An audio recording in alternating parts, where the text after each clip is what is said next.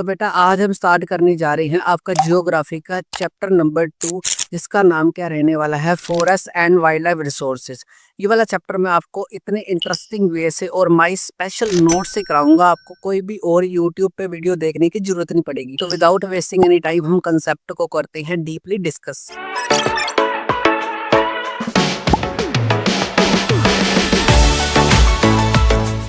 Chapter का नाम है forest and wild life resources. इस चैप्टर में हम बेसिकली डिस्कस क्या करने वाले हैं, जो फॉरेस्ट होते हैं और वाइल्ड लाइफ होती है उनका हमारी लाइफ में कितना ज़्यादा इम्पोर्टेंस है, और इस इम्पोर्टेंस को देखते हुए हम उनको कैसे कंजर्व कर सकते हैं, कैसे बचा सकते हैं। चैप्टर की शुरुआत करते हैं इंट्रोडक्शन से। इंट्रोडक्शन इसको मैंने नाम दिया है।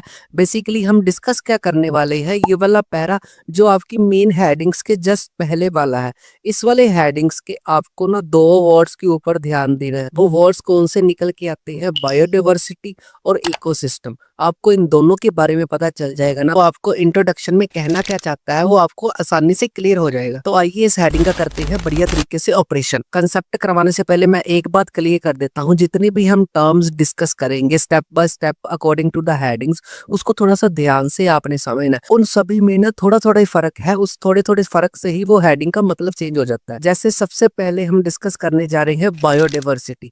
बायोडाइवर्सिटी वर्ड को ना हम ऑपरेशन करते हैं इसका। यहाँ पर बायो लिखा है ना, बायो का मतलब क्या होता है, लाइफ, और डाइवर्सिटी का मतलब क्या होता है, वैरायटी। डाइवर्सिटी को ना हम इंडिया की डाइवर्सिटी से भी याद रख सकते हैं। जैसे इंडिया में अलग अलग डाइवर्सिटी के लोग रहते हैं, उनके अलग अलग धर्म है, अलग अलग लैंग्वेजेस बोलते हैं, अलग अलग जॉब्स करते हैं, वो सारी चीजें डाइवर्सिटी में आती हैं।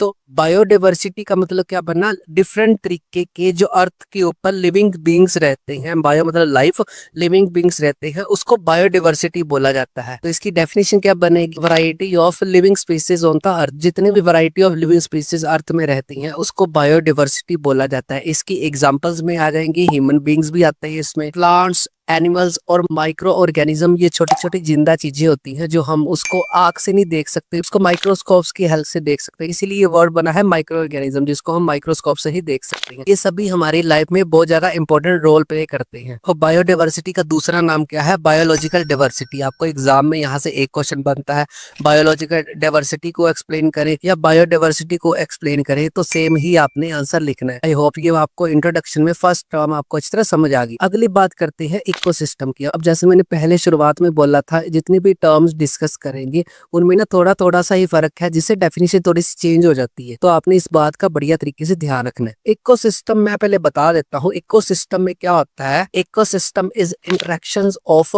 Biotic and abiotic component. Ecosystem में इंटरेक्शंस होता है, इंटरेक्शन का मतलब होता है रिश्ता होता है बायोटिक कंपोनेंट्स का और अबायोटिक कंपोनेंट्स का।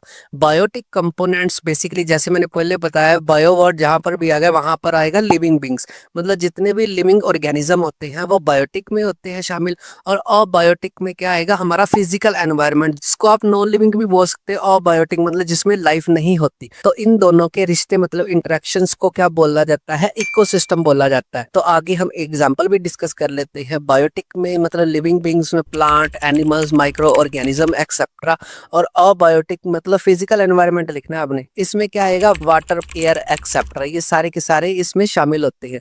अब इन दोनों का रिश्ता होता है तभी लाइफ पॉसिबल होती है। इकोसिस्टम में लाइफ पॉसिबल होती है, रिश्ते की बात की है। और हमने जो पहला वर्ड किया है बायोडाइवर्सिटी, उसमें सिर्फ मैंने जिंदा लोगों की लिस्ट बताई है। यहाँ पर हमने क्या डिस्कस किया है, रिश्ते के बारे में डिस्कस किया।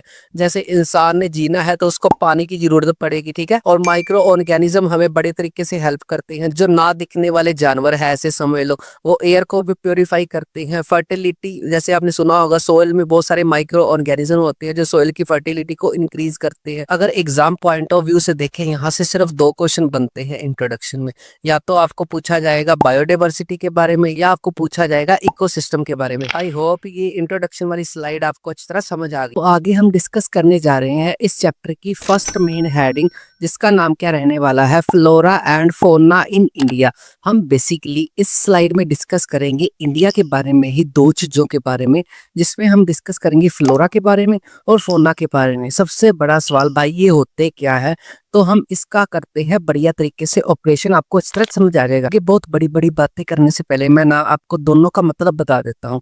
जब भी आपकी टेक्स्ट बुक्स में या कोई भी क्वेश्चन में फ्लोरा के बारे में पूछा जाएगा ना, तो उसका मतलब क्या होता है, प्लांट किंगडम से, मतलब प्लांट किंगडम्स की बात कर रही है ना, तो उसका एक कोड वर्ड याद रख लो, कौन सा है, वो फ्लोरा है। तो flora always associated with the plants kingdom, जो प्लांट किंगडम्स होती है, पेड़ पौधे होते हैं दूसरे शब्दों में। और आगे फोना, फोना जो भी होता है ना, वो होता है एनिमल किंगडम।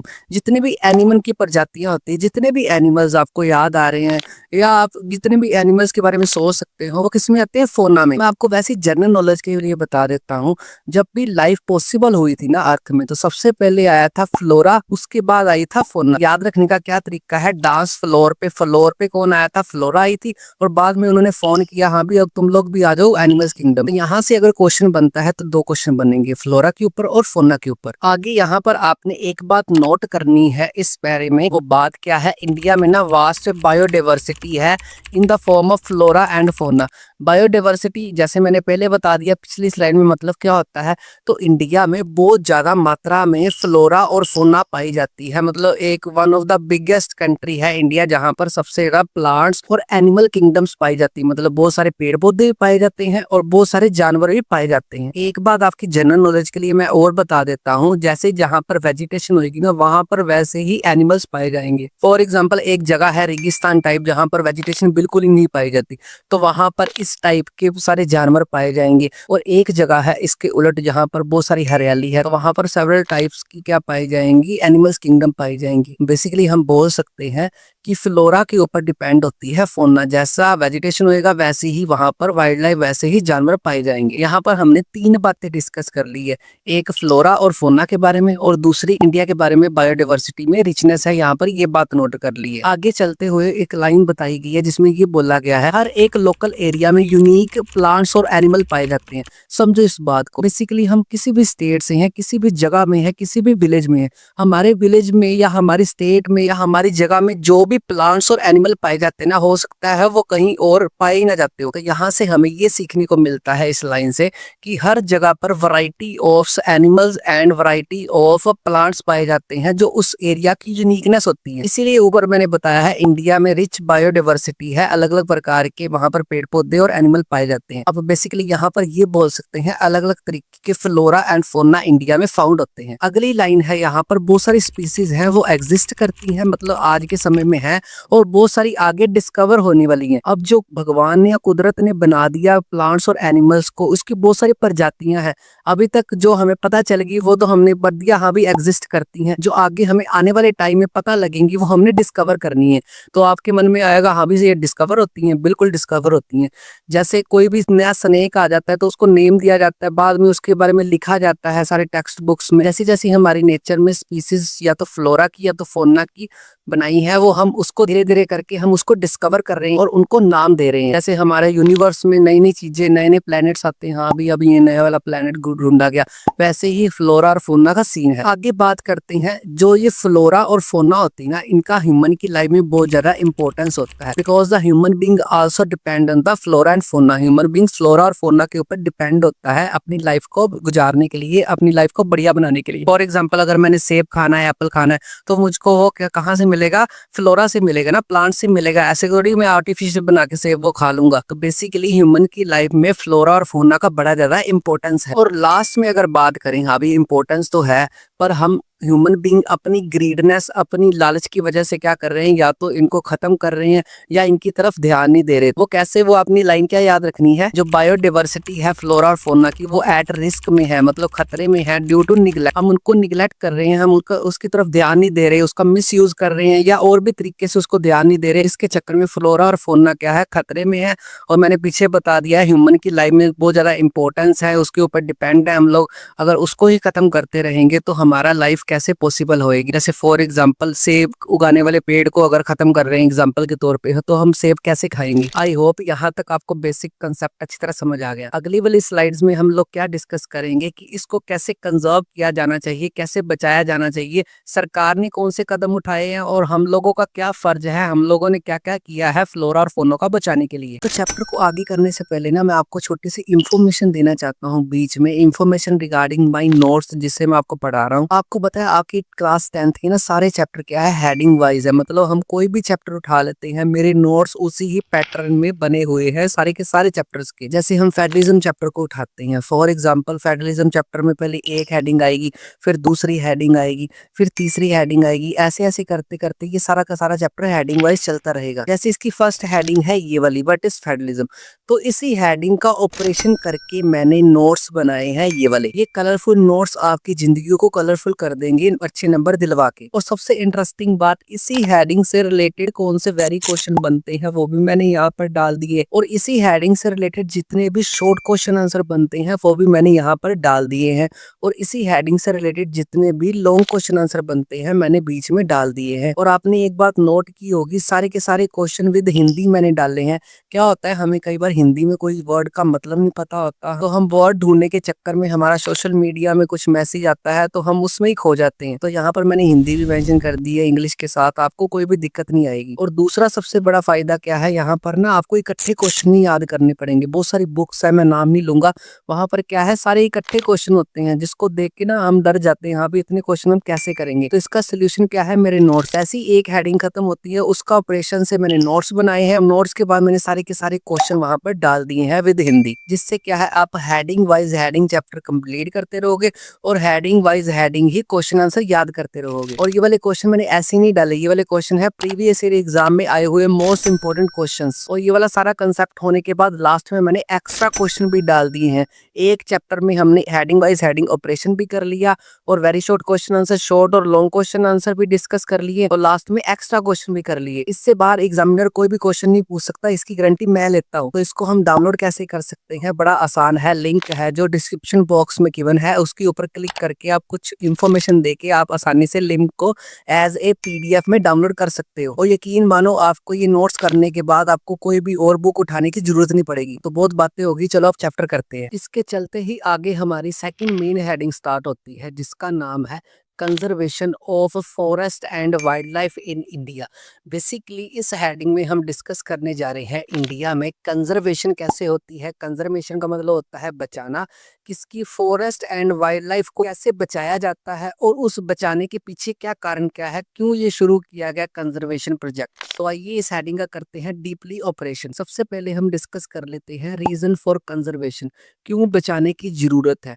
तो बेसिकली इसका आंसर है, यहाँ पर ना एक्सपेंशन ऑफ एग्रीकल्चर हो रही है, माइनिंग एक्टिविटीज हो रही हैं, और इलीगल ट्रेड्स हो रहे हैं। तीनों चीजों को समझो। हम ह्यूमन बींग्स क्या कर रहे हैं, एक्सपेंशन ऑफ एग्रीकल्चर, एग्रीकल्चर के एक्सपेंशन के चक्कर में, एग्रीकल्चर को बढ़ाने के चक्कर में सारे पेड़ पौधे काट रहे हैं। आपको पता है हमारी लाइफ में, ह्यूमन बींग की लाइफ में पेड़ पौधों का, वाइल्ड लाइफ का कितना ज्यादा इंपॉर्टेंस है। पेड़ ही है जो ऑक्सीजन को बनाते हैं, वो पेड़ की जड़ें ही होती हैं जो मिट्टी को पकड़ के रखती हैं और उसको अनफर्टाइल होने से बचाती हैं। हम एग्रीकल्चर के एक्सपेंशन के चक्कर में पेड़ों को काट रहे हैं। माइनिंग एक्टिविटी आपको जैसे पता ही है, माइनिंग का मतलब क्या होता है, खुदाई करना। तो हम लोग क्या कर रहे हैं, खुदाई करने के चक्कर में भी पेड़ पौधों को बहुत बड़े लेवल के ऊपर काट रहे हैं। मतलब अपने स्वार्थ के लिए हम लोग क्या कर रहे हैं, कुदरत के साथ खिलवाड़ कर रहे हैं। इलीगल ट्रेड में क्या होता है, बेसिकली जानवरों के पार्ट्स को बेचा जाता है, जैसे उनके टीथ से कुछ बनाया जाता है, उनकी स्किन से बहुत सारे प्रोडक्ट बनते हैं, पर ये आजकल बैन हो चुका है। तो ये था रीजन फॉर कंजर्वेशन, बचाने का क्या रीजन है। उसके बाद हम डिस्कस कर लेते हैं कैसे कंजर्वेशन किया जाता है इन प्लांट्स और एनिमल्स और वाइल्ड लाइफ का। पहला है वाइल्ड लाइफ प्रोटेक्शन एक्ट, जो कब पास हुआ, 1972। जो भी जितनी भी वाइल्ड लाइफ है गवर्नमेंट की तरफ से उनको बचाया जाता है। अगर कोई भी वाइल्ड लाइफ के साथ खिलवाड़ करता है या कोई भी ऐसे जानवर को मारता है जिसको मारना बैन है, तो उसके खिलाफ कोर्ट में केस चलता है, सजा भी होती है। जिससे रिलेटेड मैं आपको एक केस भी याद करवा देता हूँ, जो है सलमान खान और वो काला हिरन जो उसने मारा था या नहीं मारा था वो बाद की बात है। तो बेसिकली उसके ऊपर उसके मारने के इल्जाम लगे थे, जिसमें क्या होता था उसको कई बार जेल भी जाना पड़ा। तो ये सरकार की तरफ से चलाया जाता है। जो जानवर इंडेंजर हैं, जो खतरे में हैं, उनको हम उनका शिकार नहीं कर सकते। पहला समझ आ गया। दूसरा पॉइंट है इसका, सरकार ने नेशनल पार्क बनाए, बायोस्फीयर बनाए और वाइल्ड लाइफ सेंचुरी बनाई। तो बेसिकली यहाँ पर इनकी संख्या भी आपने याद रखनी है। आज के समय में जो नेशनल पार्क है उनकी संख्या कितनी है, 105 प्लस है, इससे ज्यादा ही है। और बायोस्फीयर रिजर्व 18 प्लस है, और वाइल्ड लाइफ सेंचुरी 565 प्लस है। यहाँ पर प्लस का साइन मैंने इसलिए लगाया क्योंकि ये बढ़ रही है इनकी संख्या। अब इन तीनों में थोड़ा-थोड़ा सा फ़र्क है। जैसे पहला है नेशनल पार्क में क्या होता है फ्लोरा और फौना को दोनों को सरकार की तरफ से प्रोटेक्ट किया जाता है। और दूसरा है बायोस्फीयर में क्या होता है एक बड़ा एरिया एक लार्ज बहुत लार्ज एरिया होता है जहाँ पर जानवरों को प्रोटेक्ट किया जाता है। और तीसरा है जो वाइल्ड लाइफ सेंचुरी में क्या होता है पर्टिकुलर एक ही स्पीसीज को एक ही प्रजाति को बचा के रखा जाता है। जैसे फॉर एग्जाम्पल पंजाब की अगर बात करें पंजाब में अगर काला हिरन है उनकी संख्या धीरे-धीरे कम हो रही है, तो सिर्फ़ और सिर्फ़ वाइल्ड लाइफ़ सेंचुरी काला हिरन के लिए बनेगी, जहाँ पर सिर्फ़ काला हिरन को ही क्या किया जाएगा, प्रोटेक्ट किया जाएगा। आई होप कि आपको तीनों का डिफ़रेंस अच्छी तरह समझ आ गया। बाकी इसके जितने भी क्वेश्चन बनेंगे, मैं सारे नोट्स में दे दूँगा, आपको कोई भी टेंशन लेने की ज़रूरत नहीं है। उसके बाद इसका थर्ड पॉइंट है फ़ॉरेस्ट पॉलिसी। तो सरकार ने फ़ॉरेस्ट पॉलिसी लेके आए, कब लेके आए? 1894 को और इसको री-रिवाइज़ किया गया कब? 1952 को और इसको अगेन रिवाइज किया गया कब 1988। तो ये आपने तीनों डेट्स बड़ी अच्छी से याद रखनी है। इनका एम क्या है फॉरेस्ट पॉलिसी का? अब ये फॉरेस्ट पॉलिसी है ना तो इसका काम फॉरेस्ट से ही रिलेटेड है। क्या है? Protection conservation and development of forest को प्रोटेक्शन देनी, कंजर्वेशन देनी, उनको बचा के रखना और उनकी डेवलपमेंट करनी मतलब और पेड़ उगाने, तो ये फॉरेस्ट पॉलिसी के अंडर आते हैं। इसका अगला पॉइंट है सेंट्रल गवर्नमेंट ने बहुत सारे प्रोग्राम स्टार्ट किए हैं जिससे फॉरेस्ट एंड वाइल्ड लाइफ को बचा के रखा जाता है। जिसमें एक आपने प्रोजेक्ट याद रखना है प्रोजेक्ट टाइगर। ये टाइगर के प्रोजेक्ट लेके आए थे 1972 में। तो बेसिकली इसका काम क्या था? Save the tiger. टाइगर्स की संख्या इलीगल ट्रेड किया जाता है, उनका शिकार किया जाता है अपने मनोरंजन के लिए, तो उसको बैन करके उसके खिलाफ कार्रवाई की जाती है अगर कोई भी टाइगर का शिकार करता है। यहाँ पर आपकी टेक्स्ट बुक्स में ना ये वाला प्रोजेक्ट टाइगर के ऊपर एक केस स्टडी है, इसको रीड करना। इसमें ये बताया गया है कि टाइगर्स की संख्या धीरे धीरे कम होती रही है, इसीलिए उनको बचाने के लिए बहुत सारे कदम उठाए गए हैं। और सेंट्रल गवर्नमेंट के इस प्रोग्राम में प्रोजेक्ट टाइगर के अलावा बहुत सारे और भी एनिमल्स को बचाए जाने के लिए बहुत सारे कदम उठाए गए। जैसे कौन से जानवर है? वन हॉर्न राइनोस, ये एक सींग वाला जिसको गैंडा बोलते हैं, जिसकी आप पिक्चर देख रहे हो। उसके बाद अगला जानवर है कश्मीरी स्टैग और उसके बाद अगला जानवर है क्रोकोडाइल्स एक्सेट्रा। अब इनकी संख्या धीरे धीरे कम हो रही है, ये डेंजर में है ना, इनकी जान बचाना हमारा और सरकार का फर्ज है। तो सरकार ने इनकी हंटिंग में बैन लगा दिया। जो इसकी हंटिंग करता है या इलीगल ट्रेड करता है इनके बॉडी पार्ट्स का। यहाँ से अगर क्वेश्चन बनता है तो क्या बनेगा? रीजन पूछा जाएगा। हाँ भी कंजर्वेशन का रीजन क्या है तो वो आपने लिखना है। अगला क्वेश्चन पूछा जाएगा 5 मार्क्स का बनता होता है ये वाला, कंजर्वेशन कैसे की जाती है, सरकार द्वारा कौन कौन सी पॉलिसीज है, तो ये सारा फंडा आपने लिखना है। आई होप यहाँ तक आपको अच्छी तरह समझ आ गया। आगे ना हम कंसेप्ट करते हैं, जैसे मैंने बोला ना नेशनल पार्क बनाएंगे, बायोस्फीयर रिजर्व बनाएंगे और वाइल्ड लाइफ सेंचुरी बनाएगी। आगे उससे मिलता जुलता टाइगर रिजर्व है जिसको नेशनल पार्क भी बोला जाता है, वो हम डिस्कस करने जा रहे हैं। तो हम डिस्कस क्या करने वाले हैं? टाइगर रिजर्व कौन कौन से हैं, उनके नाम होंगे और वो कौन सी स्टेट से बिलोंग करते हैं वो आपने याद रखने हैं। ज्यादा नहीं करवाऊंगा, 5 या 6 करवाऊंगा, इससे बाहर आपको एग्जाम में कोई भी क्वेश्चन नहीं पूछा जाएगा। जिसमें हम डिस्कस करेंगे उत्तराखंड, वेस्ट बंगाल, मध्य प्रदेश, राजस्थान, असम और केरला की। आगे हम डिस्कस करेंगे टाइगर रिजर्व का नाम क्या है। उत्तराखंड में है कॉर्बेट नेशनल पार्क। तो कॉर्बेट आपने कीवर्ड याद रखना है, कॉर्बेट जहां पर भी आ गया ना उसका आंसर है उत्तराखंड, जहां पर टाइगर्स को सेव किया जाता है। दूसरा है वेस्ट बंगाल। वेस्ट बंगाल में है Sundarban national park. Sundarban national park कहाँ पर है? वेस्ट बंगाल में। मध्य प्रदेश में है बांधवगढ़ नेशनल पार्क। राजस्थान में है Sariska wild life sanctuary. Assam में है मानस टाइगर रिजर्व और केरला में है पेरियार टाइगर रिजर्व।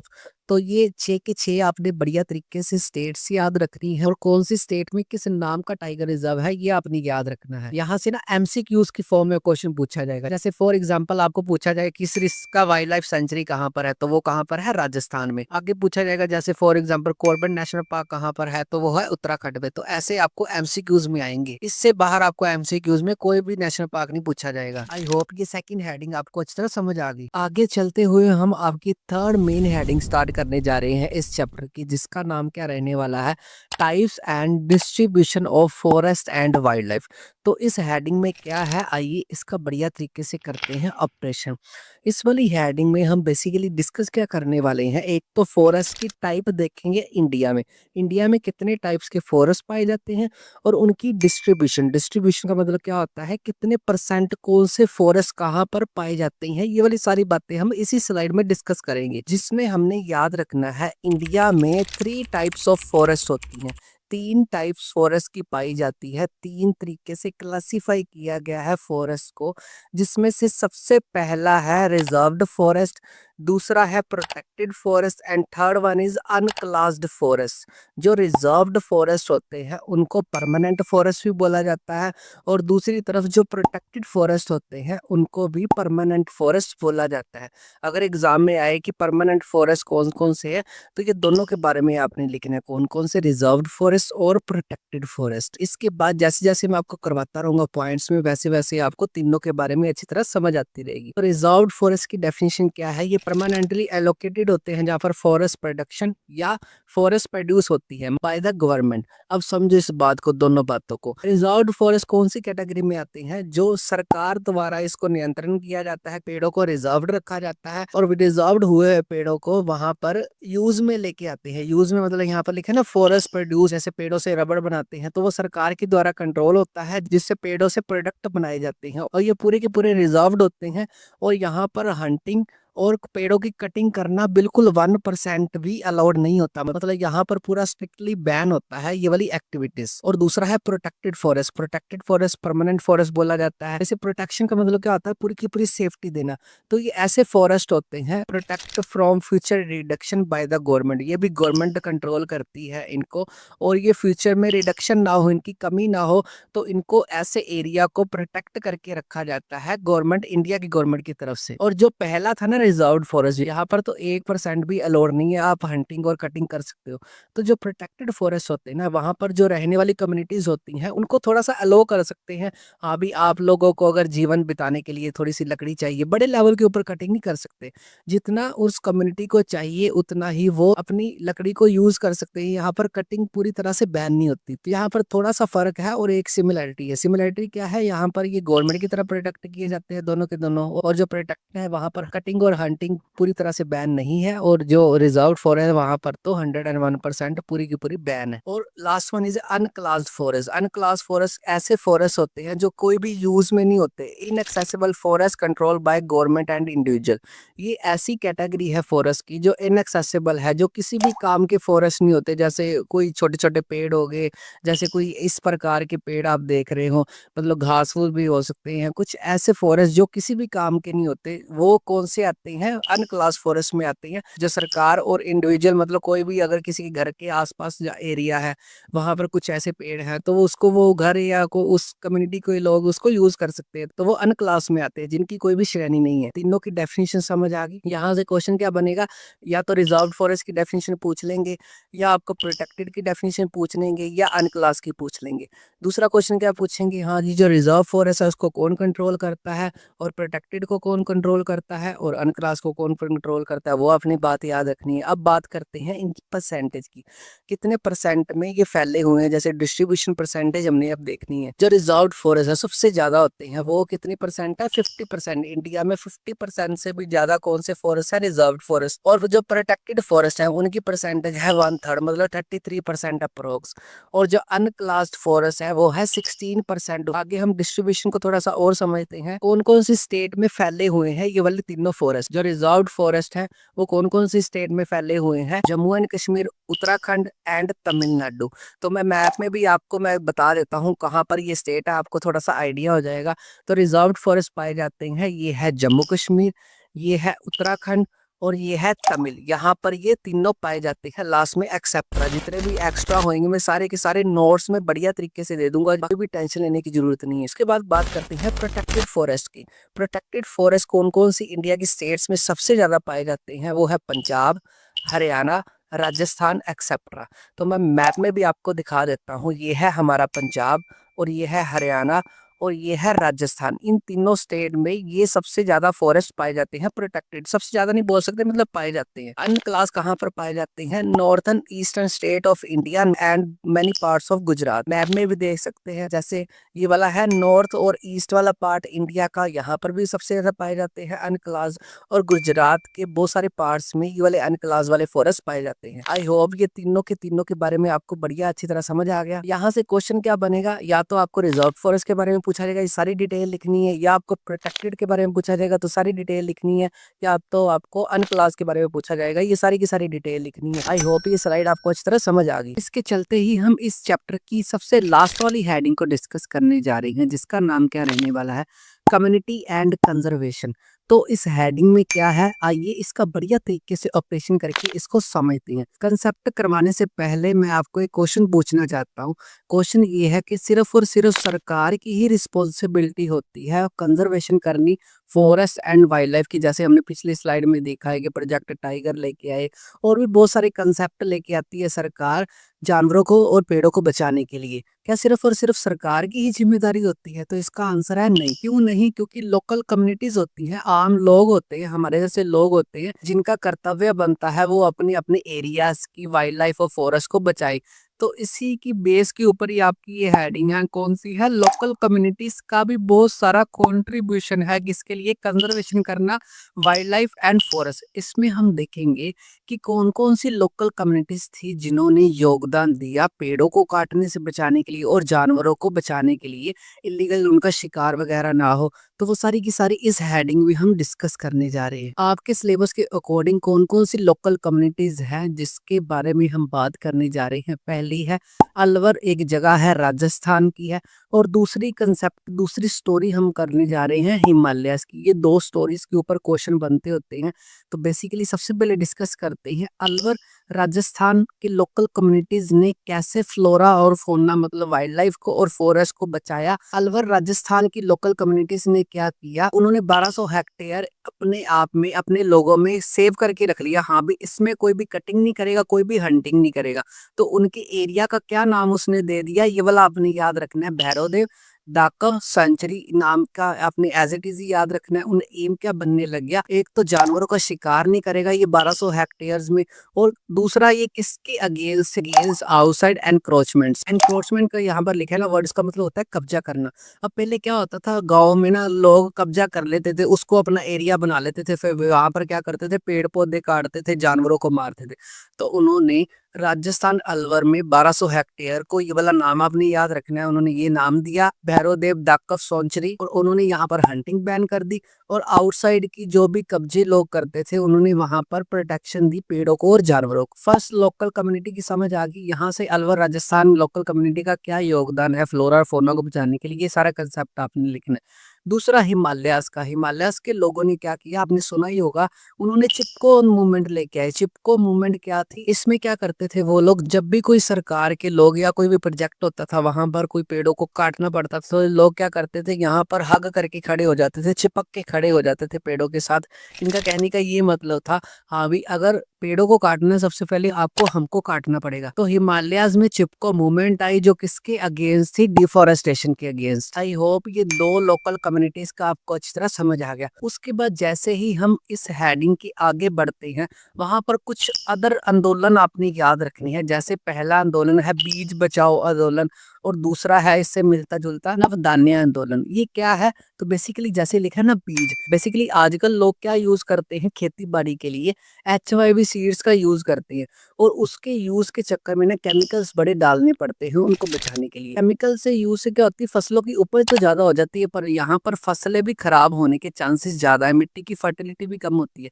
तो यहाँ पर उन्होंने ये मुहिम लेके आए थे लोग कि बीज बचाना है, हमने अपने बीजों को बचाओ जिससे फसलें भी अच्छी हो। और दूसरा है नवधान्य, ये भी इससे रिलेटेड थी। इन दोनों आंदोलन का एम क्या था कि फार्मिंग करनी है हमने without the use of chemical, chemical का यूज नहीं करना। अभी तक हमने तीन बातें डिस्कस कर ली हैं, एक तो अलवर राजस्थान वाली, एक हिमालयस वाली, और एक ये वाले आंदोलन के बारे में हमने देख लिया है। इस हेडिंग के लास्ट में किसके बारे में चर्चा हुई है? GFM। GFM का मतलब क्या होता है?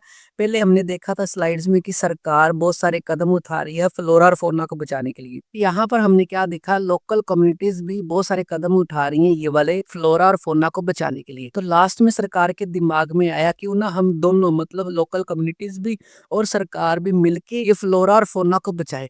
तो इसीलिए उन्होंने स्थापना की GFM। GFM का मतलब क्या होता है? Joint forest management. मतलब यहाँ पर ज्वाइंट वर्ड लिखे ना, ज्वाइंट का मतलब क्या होता है? दो जब यूज होते हैं। तो यहाँ पर सरकार और लोकल कम्युनिटीज ने मिलके पेड़ों और पौधों को और जानवरों को बचाने की मुहिम में हिस्सा लिया। इसको ही GFM बोला जाता है, ज्वाइंट फॉरेस्ट मैनेजमेंट। इसका एम क्या होता है? गवर्नमेंट और लोकल कम्युनिटीज क्या करती है? सेव करती है वाइल्ड लाइफ, फ्लोरा और फौना को कुछ भी बोल सकते हो। और JFM की स्थापना इंडिया की सबसे पहले कौन सी स्टेट में हुई थी? जिसका नाम है उड़ीसा। उड़ीसा में सबसे पहले जेएफएम की स्थापना हुई थी। यहाँ पर आपको एक जेएफएम के बारे में एक पर्टिकुलर क्वेश्चन आता होता है और अरवर राजस्थान के बारे में क्वेश्चन आता होता है और हिमालयस के बारे में क्वेश्चन आता होता है और ओवरऑल यहाँ पर जितने भी क्वेश्चन कवर होंगे ना मैं सारे के सारे नोट्स में डाल दूंगा, आपको कोई भी टेंशन लेने की जरूरत नहीं। आई होप ये सारी की सारी चैप्टर की एक्सप्लेनेशन आपको अच्छी तरह समझ आ गई।